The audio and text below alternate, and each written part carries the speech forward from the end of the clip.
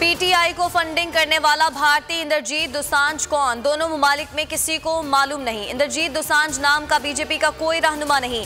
भारतीय सहाफियों की बोल न्यूज से गुफ्तगू। इंद्रजीत भारत का कोई गुलकार होगा। फयाजुल हसन चौहान का तंज। कहा बेगम सफदर अवान झूठों की चीफ सेक्रेटरी हैं और रुसवाई की अलामत बन चुकी हैं। इंद्रजीत का नाम पीटीआई बानी रुकन ने इलेक्शन कमीशन को दिया है। पीटीआई बाहर से मशकूक फंडिंग लेती रही है। इमरान खान ने अमेरिका और इसराइली लॉबी से फंड्स हासिल किए। हसन इकबाल की बोल न्यूज से गुफ्तगू। कहा तहरीक इंसाफ ने फंडिंग के लिए अमेरिका में कंपनी बना रखी थी। फॉरेन फंडिंग केस के मुद्दई को सिक्योरिटी फराहम की जाए। अकबर एस बाबर को कुछ हुआ तो जिम्मेदार हुकूमत होगी। पीडीएम की यादाश्त तैयार, आज इलेक्शन कमीशन में जमा कराई जाएगी।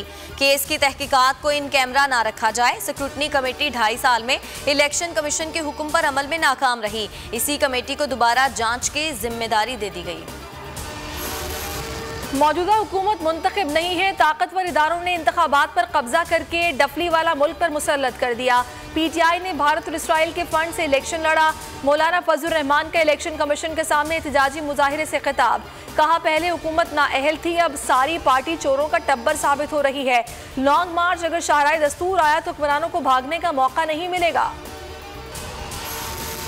जाली बैंक अकाउंट्स केस की तहकीकात का दायरा वसी। डेप्यूटी चेयरमैन सेनेट के बाद वज़ीर आला सिंध भी मुल्जिम नामजद। नैब ने रेफरेंस दायर कर दिया। मुराद शाह पर सिंध में तवानाई के मंसूबों में इख्तियारात के गलत इस्तेमाल का इल्जाम। मुल्जिमान 4 फरवरी को तलब। एहतसाब अदालत लाहौर में गैर कानूनी प्लॉट अलॉटमेंट केस। मीडिया फिरौन मीर शकील के शरीक मुल्जिम नवाज शरीफ की जायदाद कुर्की की रिपोर्ट पेश। रिपोर्ट में बताया गया नवाज शरीफ की पाकिस्तान में मौजूद तमाम जायदादें कुर्क कर ली हैं। पेशी पर मीडिया फिरौन का गैर मामूली प्रोटोकॉल। SOPs के बरखिलाफ गाड़ी अंदर ले जाने की इजाजत दी गई। मीर शकील पर फर्द जुर्म आयद करने के लिए 28 जनवरी की तारीख मुकर्रर।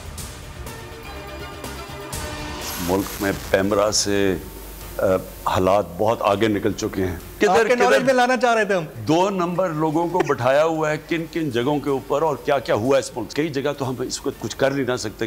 कई कॉन्स्टिट्यूशनल पोस्ट बनी हुई हैं, वो टेन्योर पोस्ट हैं। जब तक उनका टेन्योर नहीं हम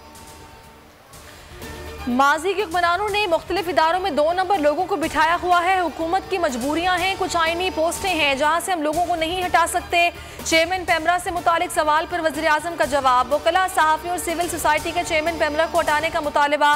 34 रोज गुजर गए, अवाम को हुकूमती एक्शन का इंतजार। मुल्क भर में पैमरा दफातर के बाहर चेयरमैन के खिलाफ एहतजाज। लाहौर हाईकोर्ट में चेयरमैन पैमरा सलीम बेग की तैनाती चैलेंज। अदालत ने पैमरा समेत तमाम फरीकैन से जवाब तलब कर रखा है। सब्सक्राइब करें और बेल दबाएं ताकि कोई खबर रह न जाए।